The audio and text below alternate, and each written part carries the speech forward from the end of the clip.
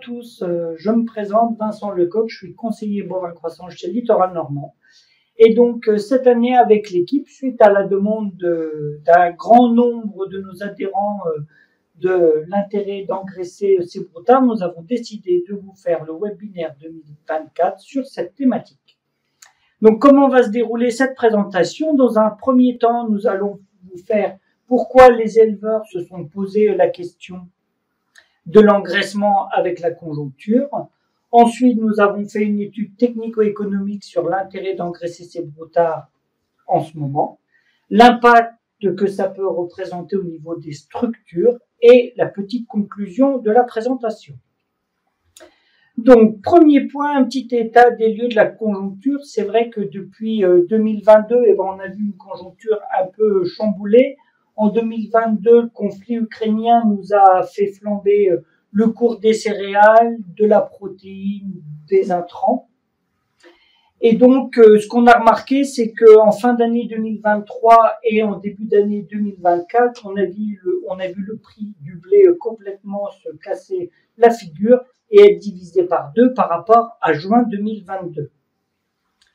Ensuite, pendant ce temps, on a regardé comment a évolué le cours du maigre. Eh bien, on a vu que depuis juin 2022, en fait, on a vu une augmentation constante du prix des broutards pour, entre 2022 et 2024, avoir une augmentation de plus de 15% du prix du kilo vif. Et cette augmentation a vraiment flambé depuis le début de l'année 2024. Ensuite, ce qui explique cette augmentation du cours du broutard, bien sûr, c'est l'augmentation générale du cours du maigre, aussi bien mâles, femelles que des vaches herbagères. On a vu une forte décapitalisation depuis 2 ans du cheptel allaitant. Et lorsqu'on regarde quelques chiffres nationaux, on se rend compte qu'il y a eu 3% de naissance de veaux allaitants en moins entre 2021 et 2023. Et si l'on prend à des dates fixes entre 2022 et 2024, on se rend compte que sur le mois de mars, entre les mois de mars 2022 et 2024, on a rencontré moins 12,3% de naissance de veaux allaitants. Et en plus de ça, c'est ajouté une demande importante de l'exportation de broutards en vif. En face de ça, on a voulu regarder comment s'était comporté le cours du taurillon. Eh bien, depuis juin 2022, on a remarqué une augmentation également constante du prix du taurillon, avec une augmentation de 5% du prix du kilo de carcasse. Donc, on peut remarquer sur le graphique que cette augmentation est plutôt saisonnière. Mais on a vu la diminution générale de la production de viande, on voit quand même une augmentation du prix du kilo de carcasse de taurillon qui a augmenté sur les 24 derniers mois.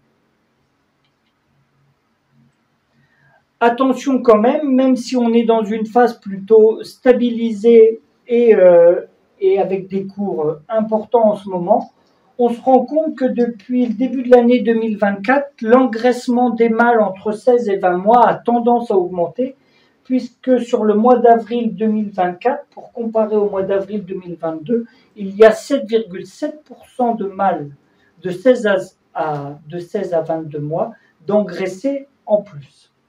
Donc, il faudra quand même faire attention à l'équilibre de marché entre l'offre et la demande. Donc, suite à ce point conjoncture, on a voulu regarder la marge sur coût alimentaire qu'il y avait à faire du taurillon en ce moment. Donc, pour ça, nous avons fait 3 cas types. Un cas type où nous engraissons les broutards avec une ration à base d'aliments du commerce, une ration sèche à base d'un aliment fermier et une ration humide à base d'ensilage de maïs. L'objectif vraiment de l'étude, c'est d'analyser les marges sur coût alimentaire par taurillon en fonction du système d'alimentation. On a également regardé l'impact du poids et du prix de vente des broutards. Donc, ce qu'on n'a pas pris en compte, par contre, c'est toutes les charges de structure, la main-d'œuvre Et donc, dans notre étude, nous avons considéré que nous n'avons pas de perte dans notre atelier d'engraissement. Donc, les cours des broutards qui ont été retenus dans cette étude est celui du mois de mai 2024. Ensuite, nous avons pris, pour faire notre étude, les prix fixes qu'on vous présente ici. Donc, nous avons pris un ensilage de maïs à 35 € de la tonne de matière brute, un coût de la paille à 60 € de la tonne, l'aliment du commerce à 17 de protéines à 400 € de la tonne, du blé à 250 € tonne, du tourteau de colza à 338 € tonne, un complément minéral à 700 € tonne et un mélange fermier produit sur la ferme à 300 € tonne. Au niveau du cours des animaux que nous avons retenu, donc deux types de broutards, du broutard plutôt léger autour de 300 kg à un prix de vente moyen de 260 € et des broutards lourds autour de 400 kg qui aujourd'hui sont commercialisés autour de 1550 €. Au niveau des taurillons, dans les deux cas, nous partons sur un poids de carcasse de 480 kg vendu à 5,40 €, ce qui nous fait un produit d'un petit peu moins de 2600 €. Donc le premier cas type, c'est notre alimentation et notre engraissement à base d'un aliment du commerce. Je vous rappelle, aliment du commerce entre 17 et 18% de protéines à un coût de 400 € tonne. Donc on est parti sur un objectif de 1800 g de GMQ avec des durées de présence différentes en fonction du poids d'entrée du broutard à l'engraissement. Donc pour les broutards légers, 266 jours, 210 jours pour les broutards lourds.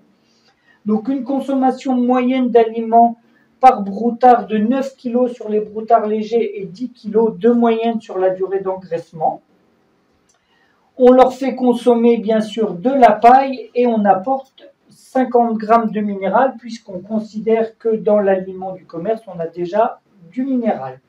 Donc notre coût de ration journalier est de 4,04 € sur les broutards légers, 4,16 € pour nos broutards lourds, au fait de la quantité un peu plus importante d'aliments. Mais sur la durée d'engraissement, on a un coût d'alimentation de 1075 € pour nos broutards légers et 874 € pour nos broutards lourds. Ce qui fait qu'à la fin, sur notre marge sur coût alimentaire, pour nos broutards légers, nous avons une marge sur coût alimentaire de 257 € pour nos broutards légers et 168 € pour nos broutards lourds.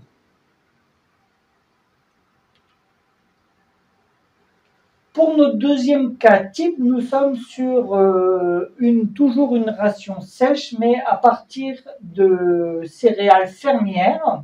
Donc, on est parti sur un objectif un petit peu moindre que l'aliment du commerce, 1700 g.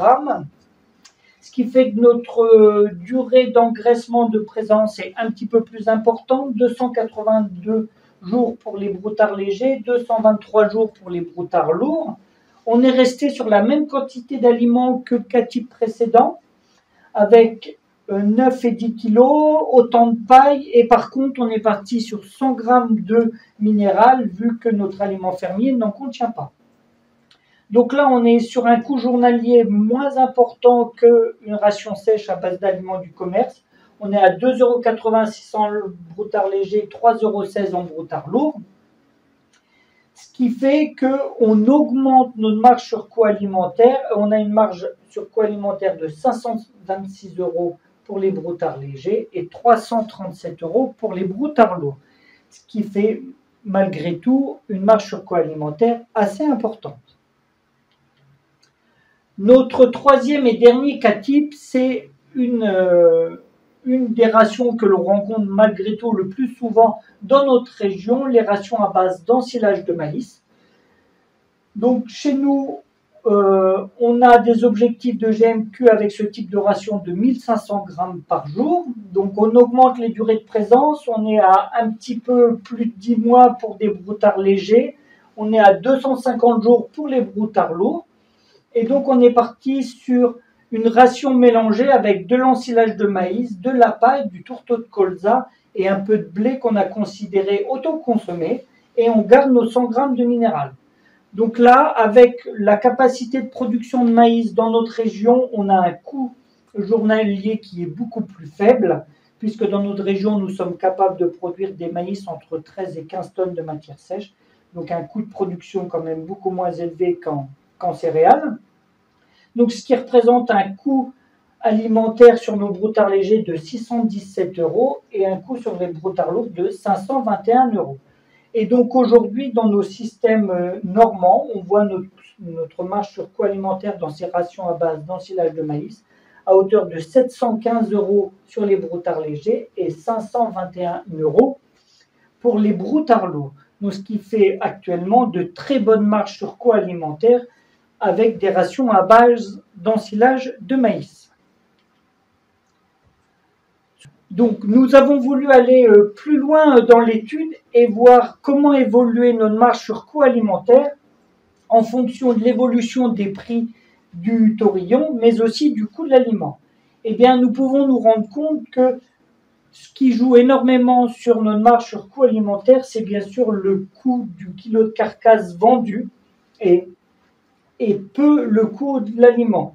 On remarque bien que lorsque notre aliment prend 20 €, on diminue un petit peu notre marge sur coût alimentaire, mais on l'augmente beaucoup plus si les taurillons augmentent au niveau de leurs tarifs. Donc, ce qu'il faut un peu envisager lorsque l'on lance un atelier d'engraissement de taurillon, c'est de bien calculer son coût alimentaire pour, en cas de baisse du prix du taurillon, que la marge sur coût alimentaire reste quand même importante.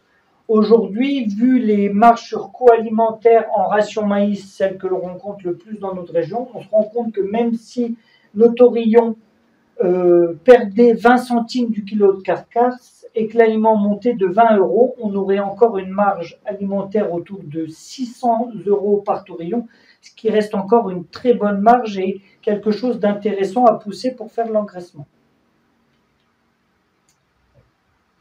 Le troisième point de notre présentation, c'était on lance l'atelier, mais quel impact ça peut avoir sur mon exploitation? Donc, ce que l'on n'a pas pris en compte dans notre étude et qu'il faut mettre dans le coût le coût d'alimentation, c'est bien sûr le coût de l'eau d'abreuvement des animaux qu'on n'a pas estimé. C'est le coût de la mécanisation que vous allez avoir besoin pour distribuer l'alimentation, donc aussi bien en carburant et en entretien.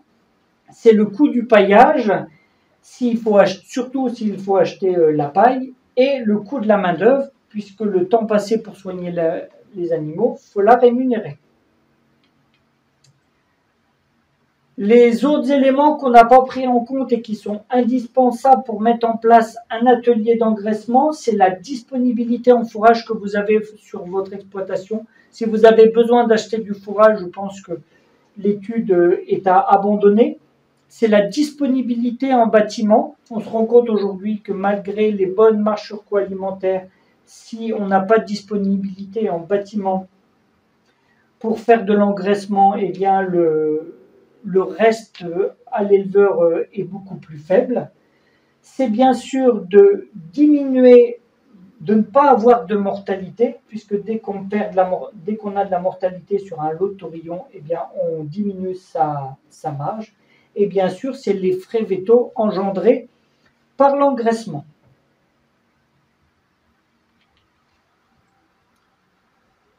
Quelques produits que l'on n'a pas mis, puisque tout ce que je vous ai dit avant, ça est plutôt lié à des charges. Là, il y a quelques produits qu'on peut envisager en plus du produit viande.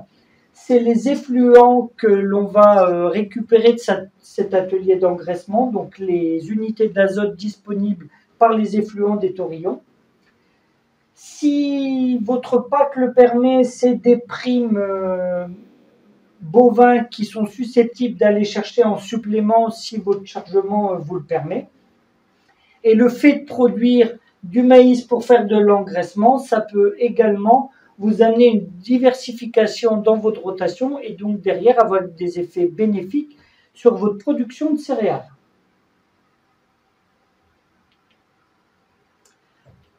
Donc en conclusion, à l'heure actuelle, il est intéressant d'engraisser ces broutards voilà, au vu des cours des taurillons. Et donc, lorsqu'on va même plus loin dans l'étude et lorsqu'on fait des études avec du blé à 300 € tonne, la marge reste encore positive et intéressante. Donc aujourd'hui, il est vraiment intéressant d'engraisser ces taurillons vu le prix du kilo de carcasse auquel ils sont commercialisés.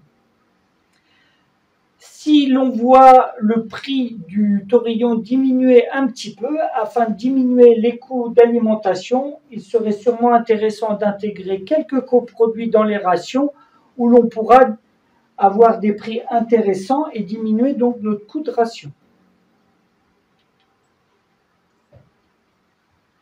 Bien sûr, ça reste intéressant sous condition. C'est bien sûr de ne pas avoir de perte sur la durée d'engraissement. Lorsqu'on fait les calculs, si vous perdez un taurillon à l'âge de 18 mois, vous mangez la marge de 5 taurillons. Donc c'est pour ça qu'il faut absolument éviter la perte dans un atelier d'engraissement. C'est bien sûr d'être autonome en énergie, que ce soit en céréales ou en maïs en silage. Dès qu'on est amené à acheter de l'aliment, eh bien on diminue énormément sa marge sur coût alimentaire.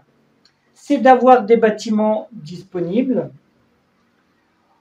c'est de suivre les performances régulièrement à l'engraissement. Comme vous pouvez le voir sur le graphique, eh bien, avec l'augmentation de l'âge, on voit l'augmentation de l'indice de consommation des taurillons.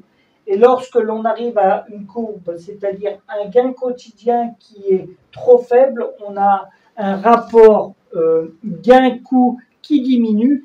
Et donc, c'est beaucoup moins avantageux de garder ces taurillons. Donc, l'intérêt de suivre les croissances de ces taurillons, c'est bien d'estimer ce croisement de courbes pour que lorsque les taurillons ont un indice de consommation trop élevé par rapport à ce qu'ils prennent journalièrement, eh bien, les faire partir.